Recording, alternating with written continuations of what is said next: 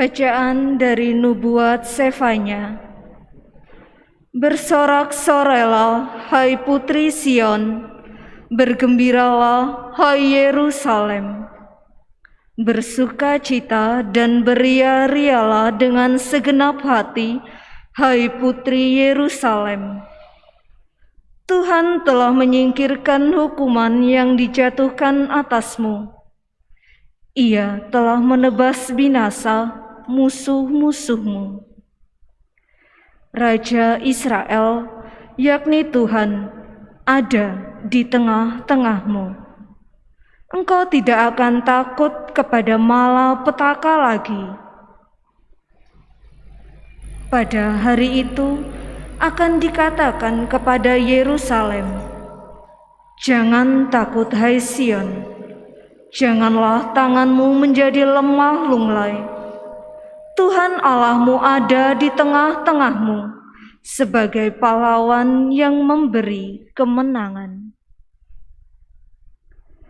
Ia bersukaria karena engkau. Ia membaharui engkau dalam kasih-Nya, dan ia bersorak gembira karena engkau seperti pada hari pertemuan raya." Demikianlah sabda Tuhan. Syukur pada Allah.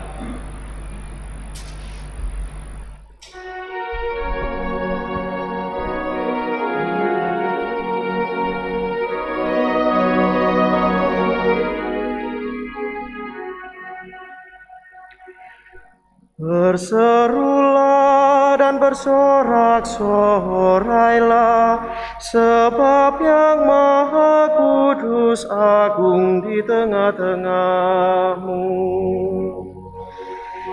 Berserulah dan bersorak-sorailah, sebab yang Maha Kudus agung di tengah-tengahmu. Sungguh Allah itu keselamatanku, aku percaya dengan tidak gemetar. Sebab Tuhan Allah itu kekuatan dan mazmurku, Ia telah menjadi keselamatanku. Maka kamu akan menimba air dengan kegirangan dari mata air keselamatan. Berserulah dan bersorak-sorailah, sebab yang Maha Kudus agung di tengah-tengahmu. Bersyukurlah kepada Tuhan, panggillah nama-Nya, beritahukanlah karya-Nya di antara bangsa-bangsa, masyurkanlah bahwa nama-Nya tinggi luhur. Berserulah dan bersorak-sorailah, sebab yang Maha Kudus agung di tengah-tengahmu.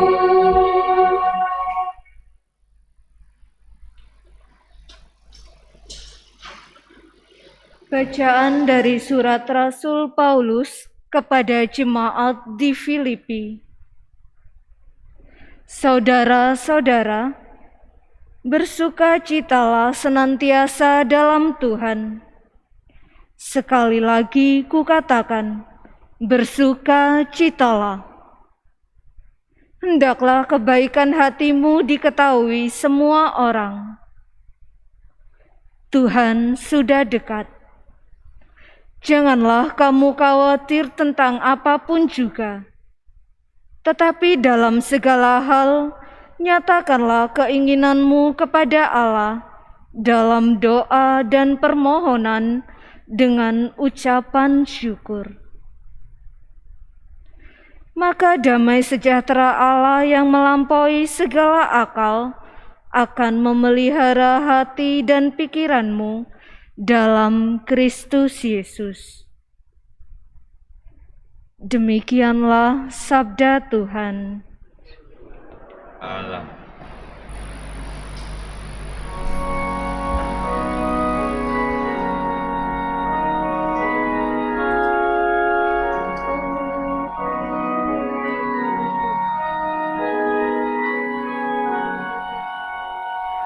Haleluya, haleluya, haleluya, haleluya, haleluya,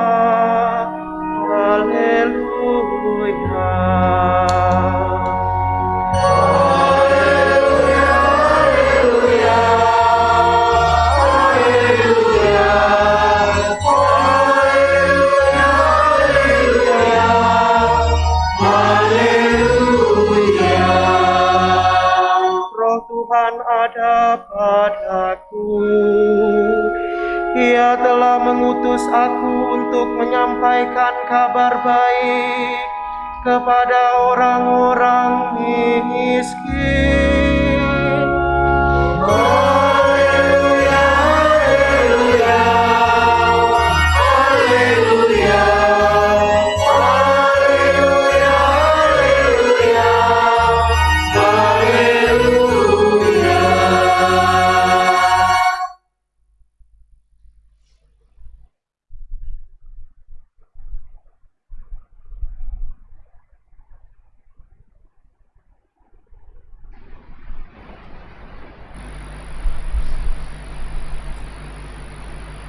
Tuhan bersamamu. Inilah Injil suci menurut Lukas. Dimuliakanlah Tuhan.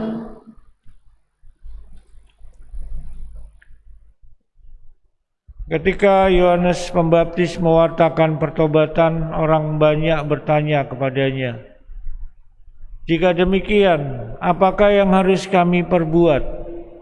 Jawab Yohanes, "Barang siapa mempunyai 2 helai baju, hendaklah ia membaginya dengan yang tidak punya.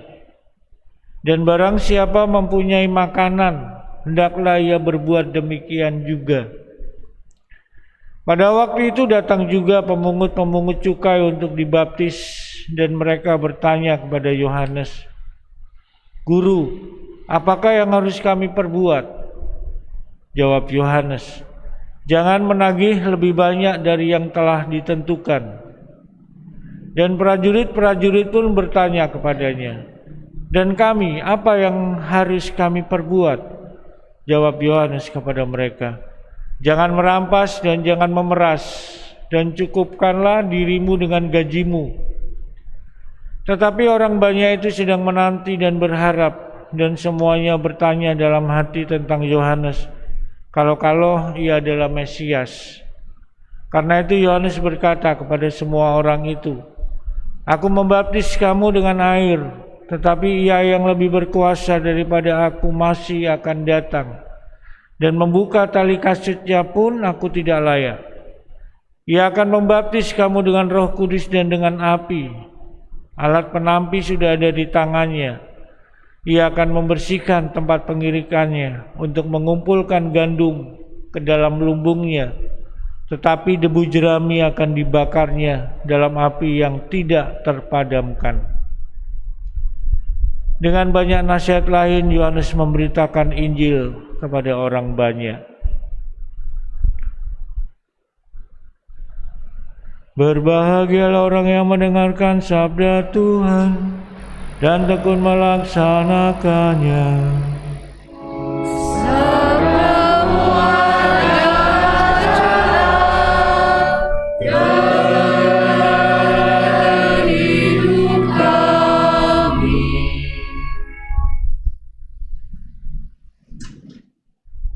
Bapak, Ibu, saudara-saudari yang dikasihi Tuhan, pada suatu hari datanglah seorang murid menghadap sang guru. Murid itu berkata kepada sang guru, "Aku ingin mengabdi kepadamu. Apa yang harus aku lakukan? Sang guru menjawab, tinggallah dulu akumu, egomu. Maka pengabdian itu akan terjadi dengan sendirinya. Karena halangan untuk mengabdi dengan baik ialah kepentingan diri sendiri. Karena kalau orang sudah bisa meninggalkan kepentingannya sendiri, maka akan lebih gampang, lebih mudah untuk mengabdi suatu kepentingan yang lain. Bapak Ibu saudara-saudari yang dikasihi Tuhan, dalam Injil hari ini kita mendengar tentang tokoh Yohanes Pembaptis yang rela meninggalkan kepentingan dirinya sendiri untuk menjadi perintis yang menyiapkan jalan bagi Yesus, Sang Mesias, untuk menghindarkan diri dari murka yang akan datang. Maka Yohanes Pembaptis mengajak semua muridnya, khususnya untuk menghasilkan buah-buah pertobatan.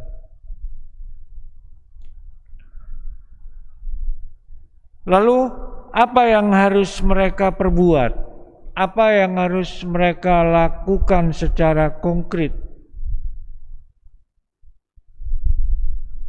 Saudara-saudari yang dikasihi Tuhan, kepada semua orang, Yohanes dalam Injil yang kita dengar berpesan supaya pertama-tama memperhatikan kebutuhan sesama, khususnya orang yang berkekurangan, orang yang menderita.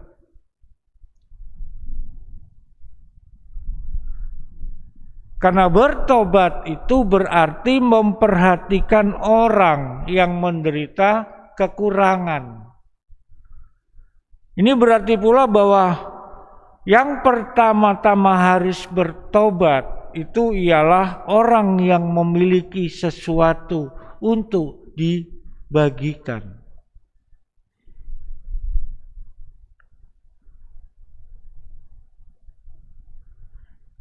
Dalam Injil tadi juga kita mendengar Yohanes juga memberi pesan kepada para pemungut cukai dan prajurit. Prajurit ini bertugas untuk membantu para pemungut cukai dalam tugas-tugasnya.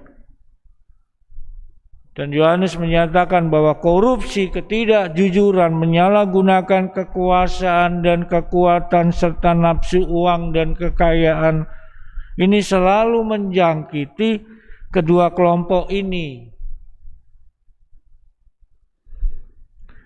Karena mereka menyebabkan banyak penderitaan kepada rakyat kecil.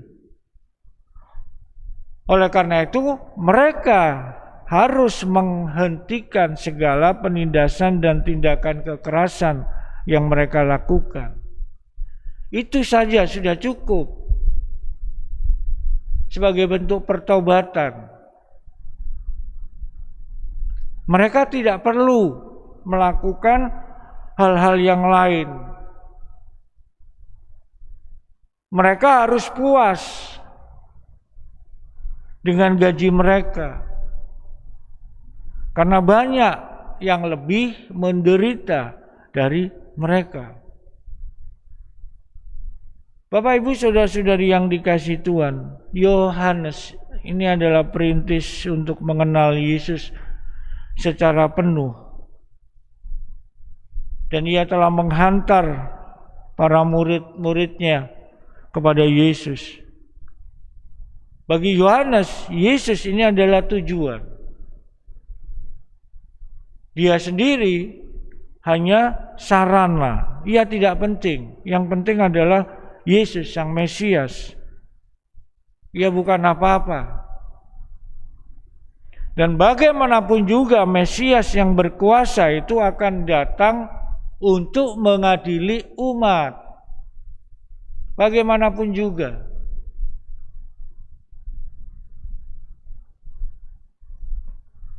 Orang baik yakni yang bertobat, diibaratkan seperti gandum, itu akan memperoleh keselamatan. Tetapi yang jahat, artinya yang tidak mau bertobat, ibarat seperti sekam, ini akan dihukum.